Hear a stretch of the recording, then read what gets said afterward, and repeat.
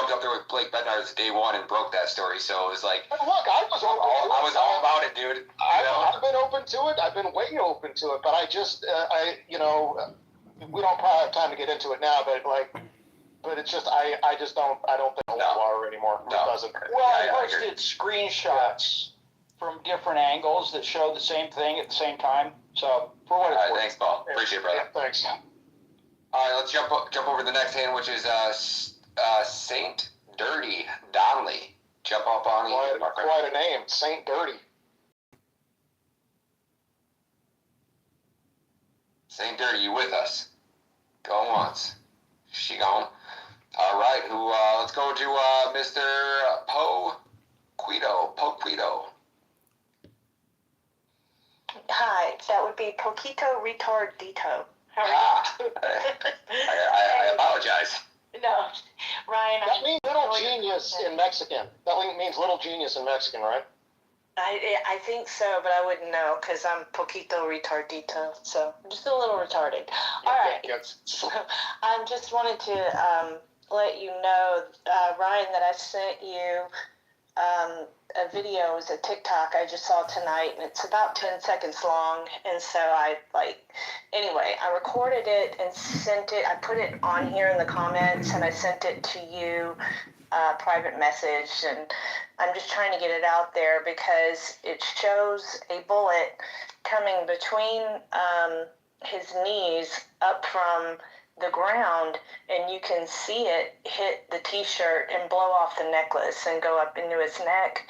And so I know the trap door is to the left of him. I saw your old post on that, but someone could have gone down the trap door and put something like made a place to where they could dug a hole or position something there where they could shoot Charlie from underground. Because one of the first things Candace... Well, they wouldn't need to do that, though. They have drones that are the size, and literally the size of like a thing. It's like sits in your palm.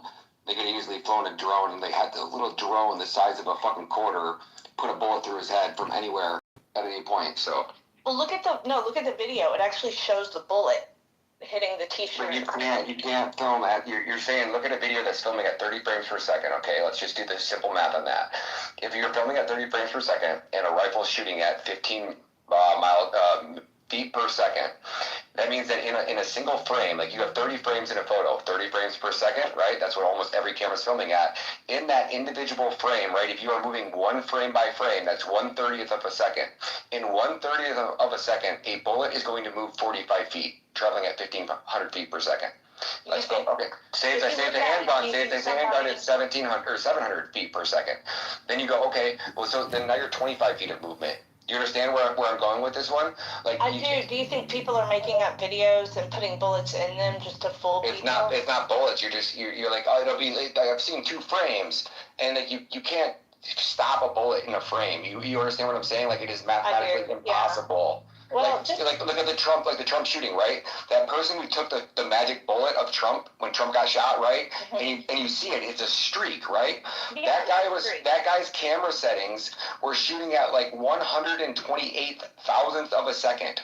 So that would be like shooting at 128,000 frames per second. Right? Well, that's how fast the shutter speed. I've been down that rabbit hole. I've seen them all. Seen it already? Yeah, so okay. I'm just telling you, it's not possible to film a bullet traveling at, you just can't. It's just not feasibly possible. So I appreciate it. Yeah, it's too bad because it looks like something. But all right. Thanks. All right, who's up next? We got Blake Sam's up here. Blake. Let's go Rolla and go to Blake. I'll be really quick. So thanks for the mic, Ryan. Your spaces are great. I'm usually in the listeners. I don't like to come up, but there's something I wanted to, because there's so many truth tellers here. Just wanted to throw something out there. So I think it was yesterday, Godfroy had a space on Atlas. If you want, I can share that space. I recommend everyone to listen to it if you missed it. But there was something that was mentioned, and it got me curious. So I did some research, and it there was like 4 big tech CTOs chief product officers were directly commissioned as a lieutenant colonel in our U.S. Army Reserves. So that is really strange. I wonder if you guys have something on it. So one was Shyam Sankar. He's CTO of Palantir. Then there's Andrew Bosworth. He's CTO of Meta Platforms. And then Kevin Veal, Chief Product Officer at OpenAI. And then Bob McGraw. He was former Chief Research Officer at OpenAI, and then later he was advisor at Thinking Machines Labs. So they were all four of them were made lieutenant colonel, which is really weird. And so Godfrey was mainly talking about how they're gonna bring in like control and everything through the force, the army and everything. So what do you guys think? Curious. Go ahead, want to take that one? Sam? Oh, I didn't hear. What now? Sorry, somebody was calling me on the other line just then. What? There was 4 CTOs or chief product officers of like technology companies like big tech, and so CTO of Palantir, CTO of Meta Platform, of OpenAI, and Thinking Machine Labs. They were made directly, they're commissioned as lieutenant colonel in U.S. Army Reserve. So just curious, what do you guys think? Yeah, I saw that. I don't like it at all, to be honest. That they're more openly and overtly militarizing the social media platforms. This is a theme that we've talked about in the past on this space, that Twitter is not the free speech, open communication, innocent, free speech platform that you think it is. It's a militarized intelligence operation that many people are taking advantage of and utilizing, and that's just under the surface on that. So just to be quick and brief, yeah, it's troubling, and I don't like it at all. Blake, jump on in here, brother. What's up, everyone?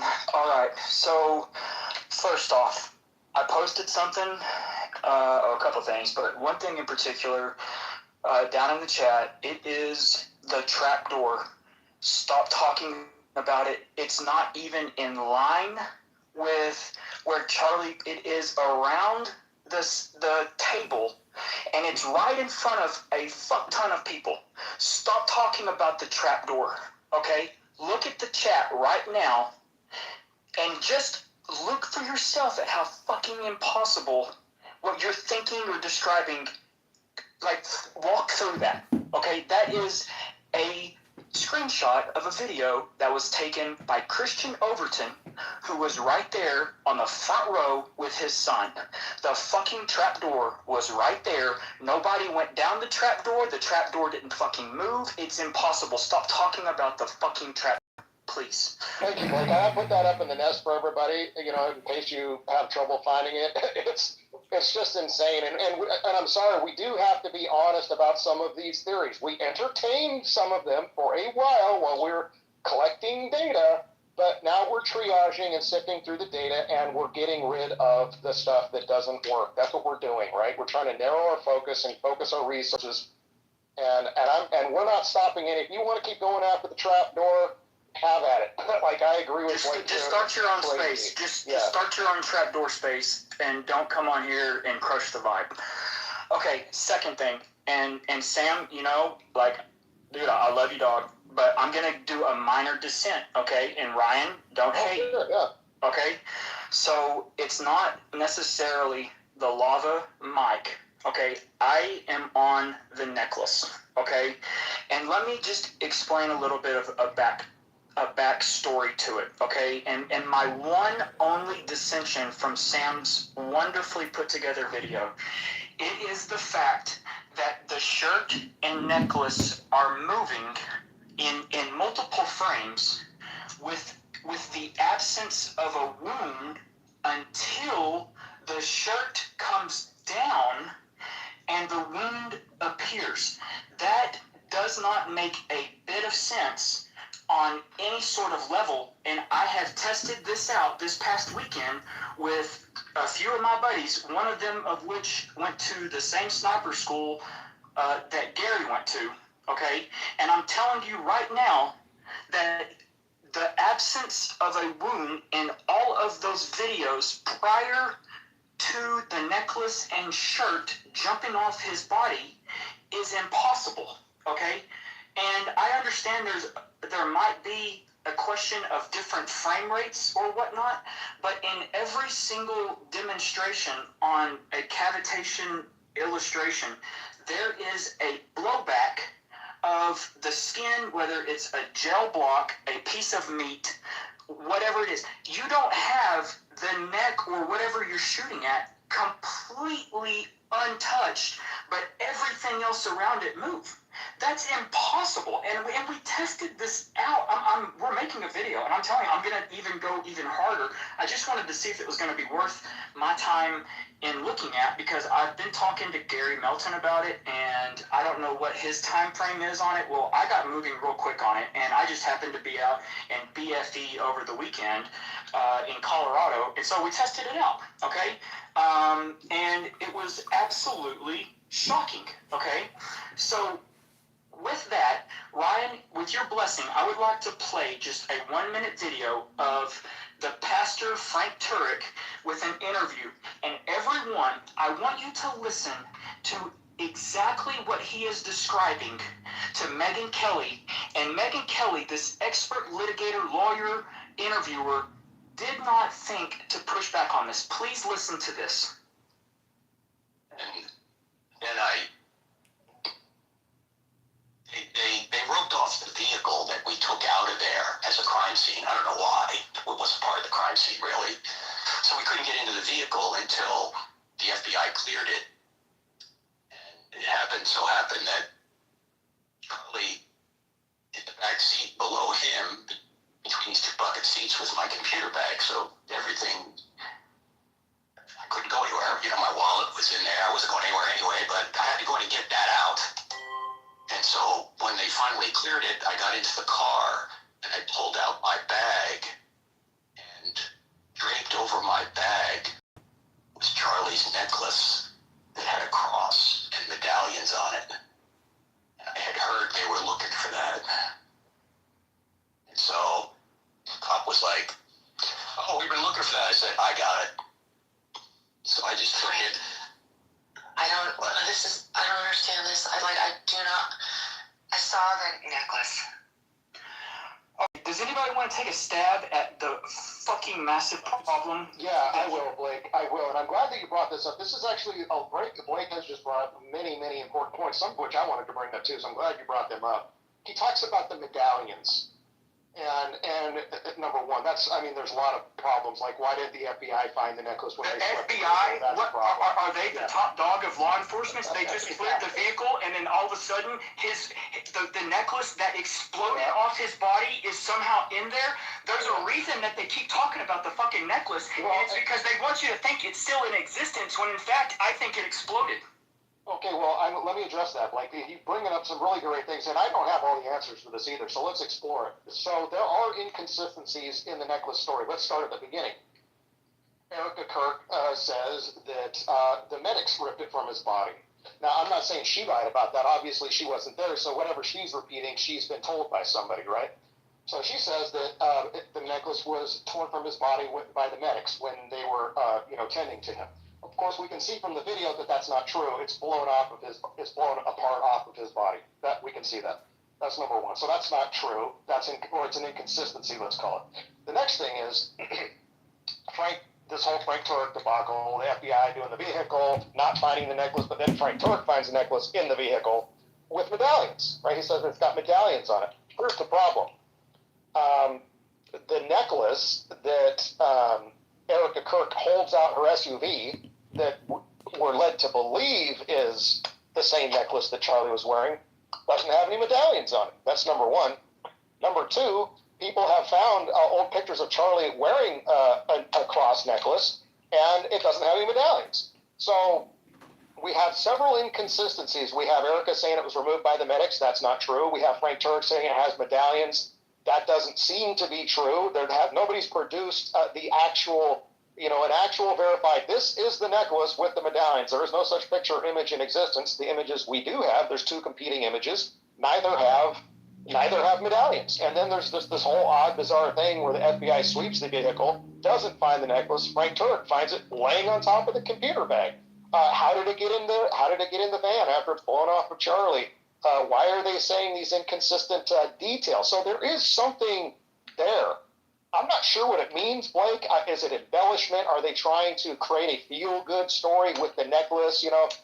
Is it just some sort of like one of those little white lies to help people feel good about things? Maybe it's ultimately meaningless. Maybe it means something. But there is something weird going on with the necklace narrative. I completely admit that. There's something It's weird. a subconscious psychological effect that they're trying to talk it into existence because it played such, and this is my opinion, okay? Like I said, it's just a minor dissent, that they're talking about it so often, and it's such a key part back in the early days because it was such a pivotal component. This was a subconscious psychological thing that they're doing. They're talking it into existence because they don't want anyone to focus in on the necklace. So the easiest thing to do and the thing to do is just start talking about it, that it's still in existence. It was found by Frank after the top dog law enforcement agency of the United States, the FBI, cleared the vehicle, and then Frank, investigator Frank finds it and hands it over to the police. Why they were looking for it? Why were they looking for it? I mean, what's the deal? Why? There's a lot of oddity around it, but I do want to address your previous talking points about the entry wound, exit wound, the necklace, mechanics of the possible explosion. I want to address your talking points there. Number one, here's why I don't think that the necklace exploded. Because if the necklace exploded, it destroys the necklace. But we can clearly see the swoop that goes up over his left shoulder. We can see clearly defined lines. That is because of the cross or the pendant is being pushed up into the shirt, pulled or pushed up into the shirt by the force, by a force, okay? Now, if that is what had exploded, it would have obliterated that and would not have maintained the structural integrity to create that upward swooping shape. That's number one. Number two, it would have created a singe or a hole or some sort of, explosion under the shirt. That's not what happens. It merely stretches the fabric and then relaxes. So I don't think that there is an incendiary device there. It would have made a hole. It would have destroyed the structural integrity of the pendant. It wouldn't have been able to create that swoop that then dissipated. I don't think the mechanics work. That's number one. So percussive charge. We're gonna. There's gonna be some stuff coming tomorrow. Okay. Well, I look forward to that. So now that's number one. Number two. With respect to the entry wound or the wound appearing after the swoop, right? If you look at the video that I have access to, and maybe there's higher quality video that I haven't seen yet, but the video I've seen, his neck massively expands. It probably expands, maybe almost doubles in width. Okay, almost doubles in width, and the white T-shirt is drawn upwards. And his chin is kind of down, and his entire neck area is covered. Okay, it's entirely covered as that swoop goes up over the left shoulder. Then the T-shirt comes down, relaxes, then we see the wound. My point is we don't really get a good look at the neck before it gets covered over by the cavitation, shockwave, and the shirt. We don't get a good look at it before that. And what I will say is, if you watch in slow motion, Charlie's eyes close and his face kind of grimaces and goes blank first. Then you see the chest expansion and the T-shirt cover his neck and his neck expand. Then you see it relax down, and then you see the bloody hole. And so what I submit is I think it's just an artifact of frame rates and camera quality that you don't see an entry wound because it just doesn't get captured because it gets covered up by the shirt and the shockwave expansion first. And then when it relaxes, then you can see it. But you can see Charlie's eyes close and his face slightly wince or grimace before that shockwave expands and covers the neck. And I think that's the moment when the bullet has gone through and knocked him out. Fair enough, man. Hey, Sam, I appreciate No, absolutely. But listen, I'm willing to be wrong, folks. I'm willing to be wrong, but I'm laying out why I don't think this is correct. Now, here's what. See, we have a healthy marriage right here. We are talking, we're communicating healthily back and forth. This is what it's supposed to be about, not about just completely, going for, I don't want to say the net, but just trying to kill the other opponent. That's not what this is about. But Ryan, last thing, and then I'm gonna say goodnight to everyone. Shinzo Abe, hot damn. That is wild, huh? There's another parallel there, Blake, that Brian I didn't really bring out, but I don't blame you for this.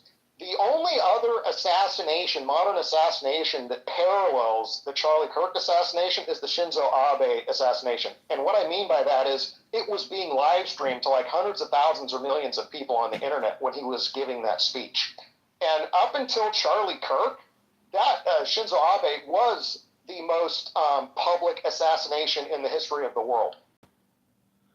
And so I think that he and Charlie Kirk kind of share something now because Charlie's obviously worldwide mega platinum viral, right? And so they now are joined, they're joined at that, in that fashion too, being a 21st century assassination in front of the eyes of the world in real time. Let me just throw it out there that you both could be right. If I was an intelligence agency, what would I do? I'd put Tyler Robinson up on the roof. I'd put a second shooter somewhere else. And backup number 3 is I'd put something small, explosive, not to kill him, but to throw him off balance, tackle him to the ground if the shot missed, and then put a bullet in him when he's on the ground. I don't think Charlie was out of there alive. Could be, obviously could be, and I agree, you want to have a fail-safe or a backup plan, but I'm just seeing no evidence of an explosion. Anywhere. Like there's no shirt singeing anywhere. There's no holes. There just isn't anything like that. And I don't think I think it's a fair point that both sides can agree on that even if the necklace did explode, in a sense, we can still be looking for another guilty party. And that's I don't think I killed him. The people that no, I don't either. The people that can't get past Rip Cutler, that can't get past the explosion. It could be something to throw them off balance to where they're going to tackle them on the ground, then put a bullet in them as a backup. So we can still be looking for somebody else. I do think it's fruitful to keep going after the necklace, as we said. There's a lot of strange conflicting talking points about it. It is very weird. Blake brings up a lot of good points.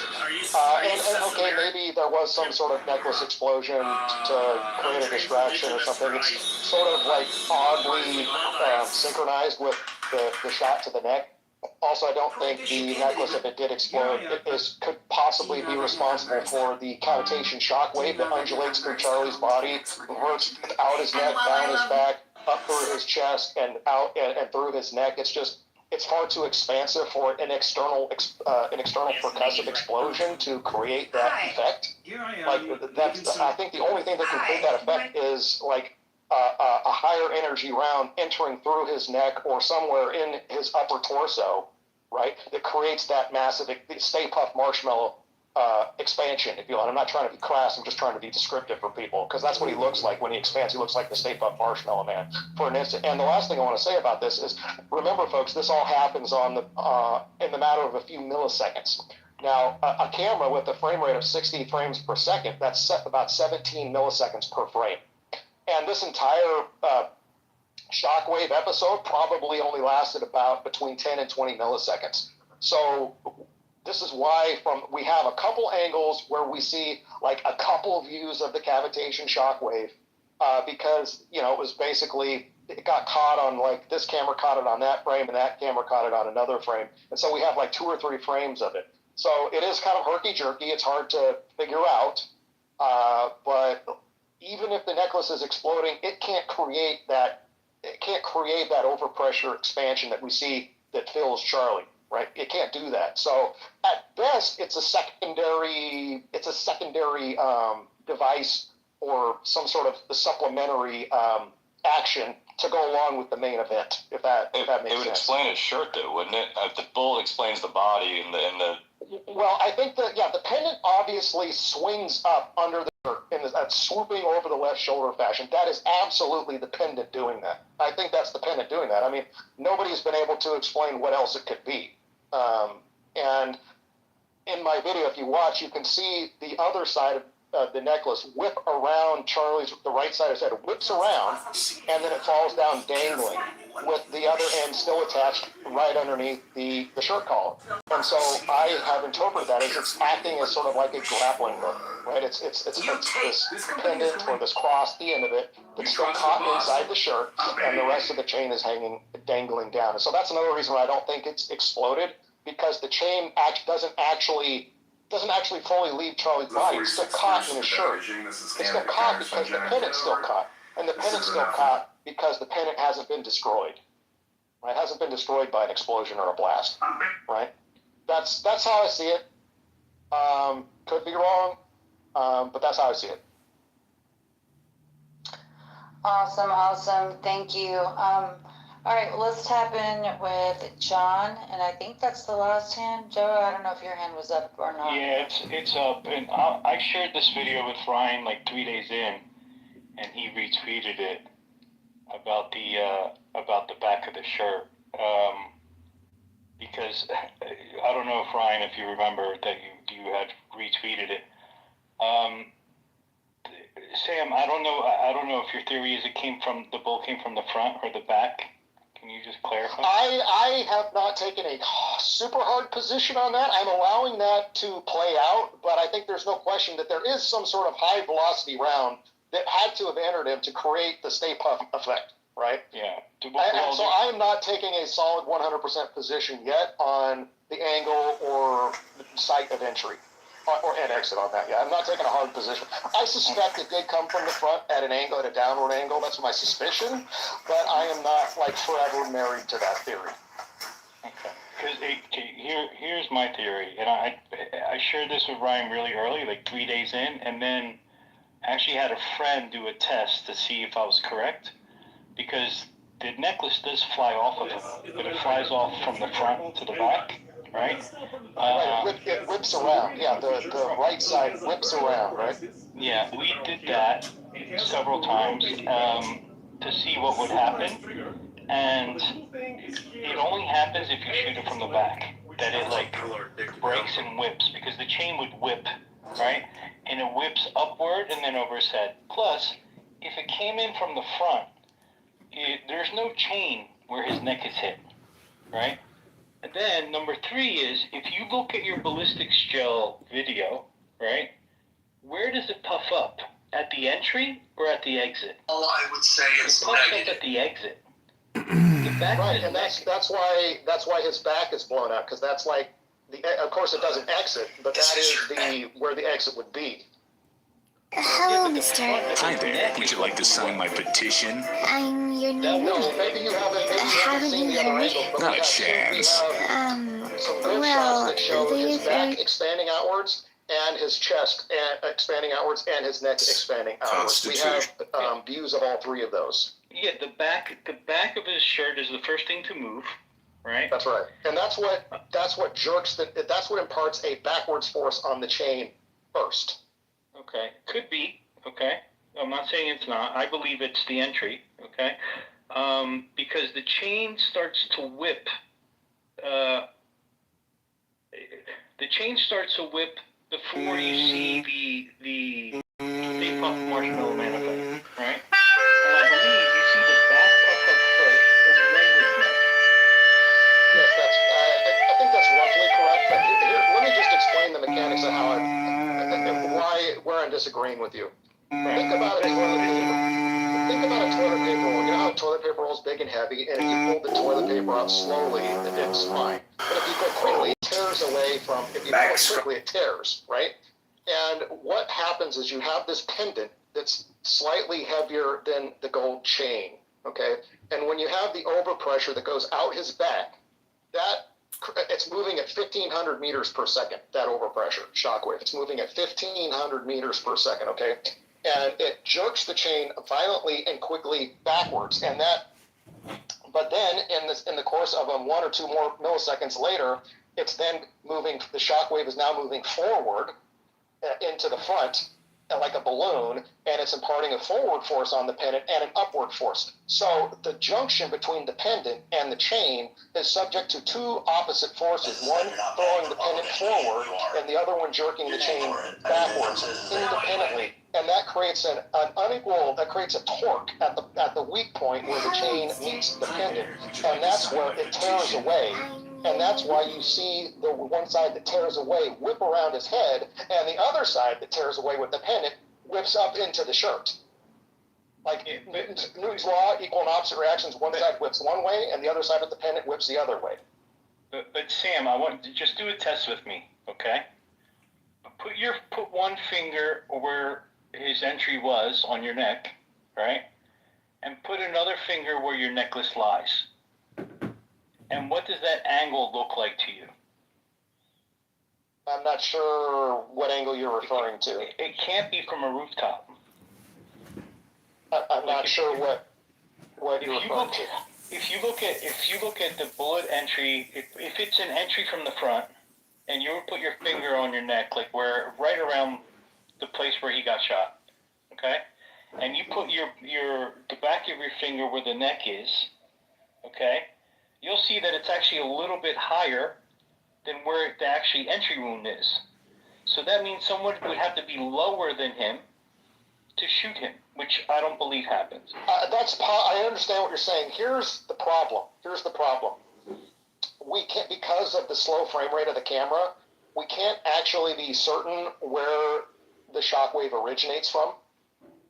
We have to remember that it's undulating in many directions at not simultaneously.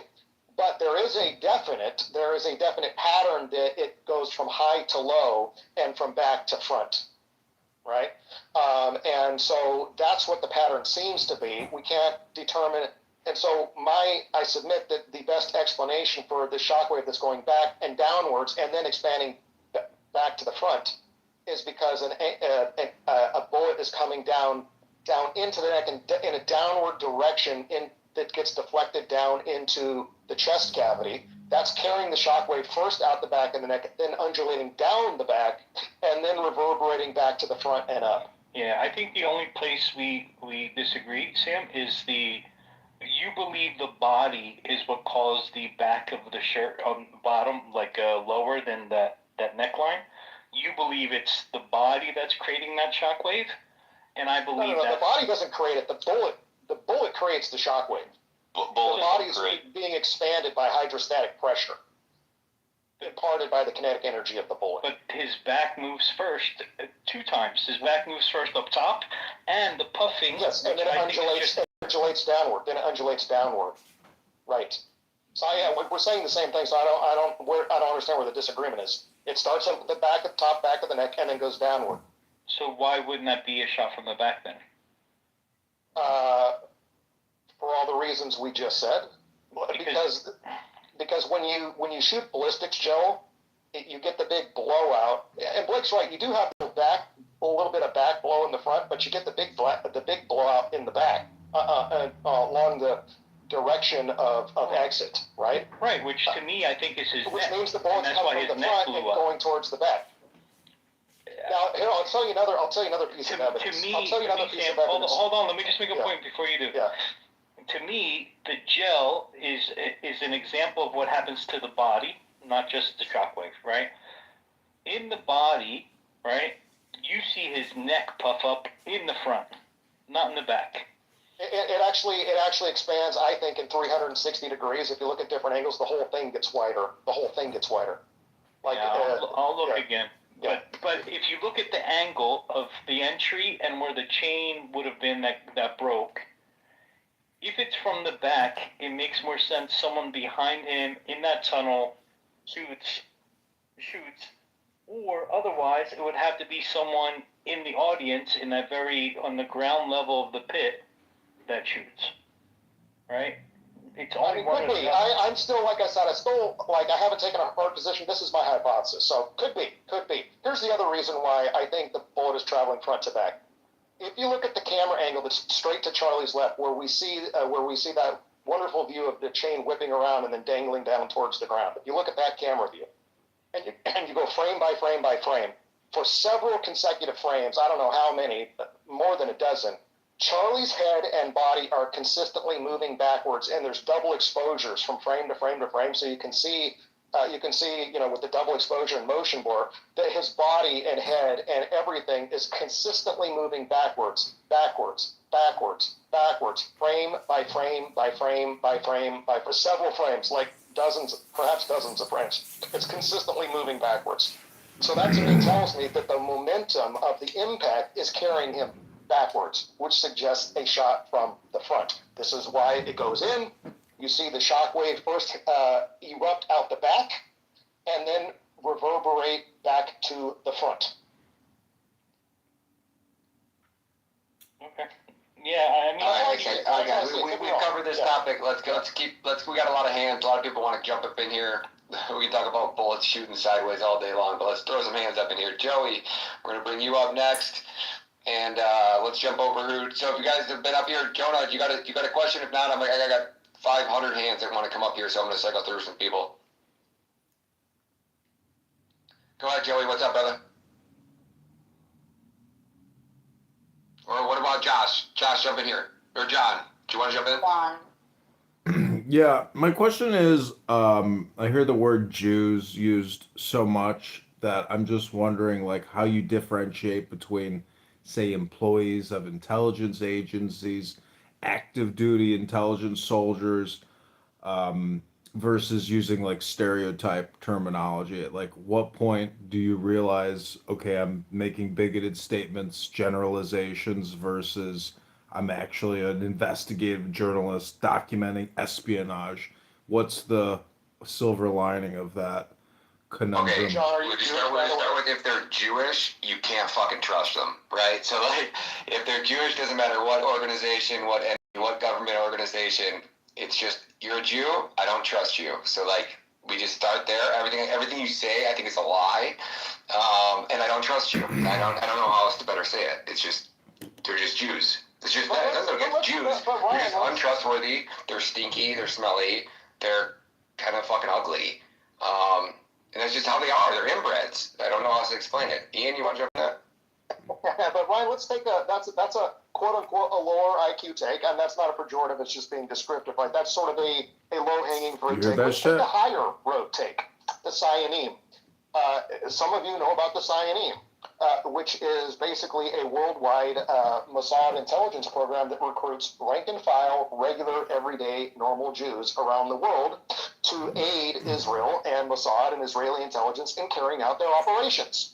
Okay, and this comprises perhaps tens of thousands or hundreds of thousands of rank and file Jews around the world who are on lists and who are enlisted to help the Mossad carry out their operations. And this is well documented. You can get online. You can read about it. You can read about it in Ronan Bergman's Rise and Kill First, I believe. I think that's one of the books. The other book is Victor Ostrovsky's The Other Side of Deception. And by way of deception, he wrote 2 books about it. He's given lectures about it. We know the Cyanine are a real thing. So just off the top of the head, we know that there are rank and file Jews in law enforcement, in the medical industry, in banking. My dad's Mossad and he never told me. That aid Israel in carrying out these operations. There's an interesting statistic that Victor Ostrovsky, who himself is a Jew, former member of the Mossad, tells about the Cyanine. He says, of all the Jews that the Mossad approaches to become a Cyanine, that's the singular, to become a Cyan, he says only about 30% of Jews say yes. 70% say no. He says, but none of them will tattle. So like I'm a Jew, Israeli intelligence comes to me and says, hey, we see that you're a doctor. Would you be willing to provide emergency services if one of our agents, here or whatever? And the doctor, 30% chance he might say yes. 70% chance he might say no. What if he says no? Well, then he also keeps his mouth shut, so he doesn't tattle. He doesn't say, hey, I tried to get this foreign intelligence service tried to recruit me. That doesn't happen, right? So Ostrovsky tells us, he's like, even for the Jews who don't say yes, they also don't tattle. So until the Jewish community gets real about this and begins holding themselves accountable, they've simply forced our hand. To Ryan's point, like, how do we trust them? Hard to know who to trust when there's tens or hundreds of thousands of them. Keep silent about Israeli intelligence penetration of our institutions and our countries. Yep. Thanks, Sam. I see you guys give the high IQ shit. I just over here like, fuck it, they're Jewish. I don't We trust them. gotta have both, Ryan. We gotta have both. Right on, brother. Right on, my man. Hopefully they answer your question, John. Let's jump over to Beck. Did you have something you wanted to say? I'm gonna throw a second people down.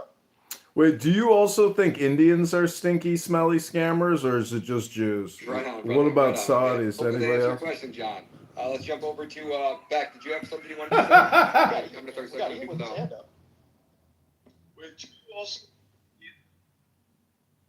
We lost him. He dropped off. What's up, everybody? What's up, Maze? Long time. Just wanted to say, I mean, you don't got to be an expert. You don't got to be nothing.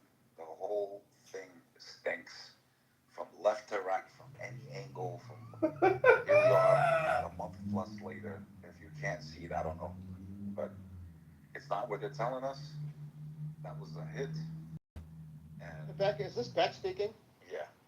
Beck, do you know that you're basically like a porn addict, according to Blake Neff? If you're asking questions and obsessed with this, that you're basically like a porn addict. Did you know that? Did you hear that clip from 2 days ago? No, I didn't, brother. I've been on the front lines on podcasts, but there was certain things I didn't agree with about her, but I didn't agree with what happened to him. It was an attack on the First Amendment, period, and it's an attack on everybody, whether you agree with him or They not. kicked me. Especially when it came to my faith, but I still agreed with his right to say it. That was an attack on every American, whether they realize it or not. He says, of all the Jews that the Mossad approaches to become a Zionist. You wanted to add something to jump on it. Yeah, I just throw a little bit of, and I have to say, Ryan, I'm not sure if you remember the Dave Chappelle skit from the Chappelle Show back in the day with Clayton Bigsby, where he says, "I don't like them and they stink," referring ironically to black people. And for those that haven't seen the skit, it's Dave Chappelle, who is a black white supremacist who's blind and doesn't realize that that's what he is. When you said that, I found myself laughing, thinking back to that scene. But I add that as a little bit of levity before maybe being a little bit more serious or sincere. And look, the challenge with this issue is that it's almost like trying to deal with an individual who is anorexic. And I say that because if you go up to somebody that you hear about that is dealing with that mental illness, it's going to be an uncomfortable conversation. You're probably going to hurt the person's feelings. And unfortunately, Jews in the West are going to have to come to grips with the fact that their feelings are going to have to be heard if they believe that their people, their interests, or the nation of Israel has not ever done anything wrong. They're going to have to accept that. And the challenge is, especially on this topic, that the West has basically been told for a long time that they are, in many ways, the villains. Right? You've got white supremacy, it's the big bad thing. White privilege, that was a big thing. Whites in the slave trade, that was a thing. I know all of these things because I've been told that I should be ashamed of all of these things for a long time. And then you start to look around and I recognize, well, I don't know if some of those things actually are real. And in fact, if I look up, for example, privilege, it seems like there's a different group that is privileged. It seems like there's a different group that believes in supremacy, so much so that they feel entitled to hear it. They religiously will even suggest that they are chosen. It's not what my religion says. My religion says that all good people are going to be treated well and go to heaven. Theirs says they are chosen and I am an animal. That's weird. You might say that that is supremacy. We could then go into the slave trade and well, that's another conversation we could have. That also perhaps has roots in many groups, not just those that are white. And I say this because at the same time, the whites have been shamed about their past, well, another group has been constantly told their entire life. Crazy people.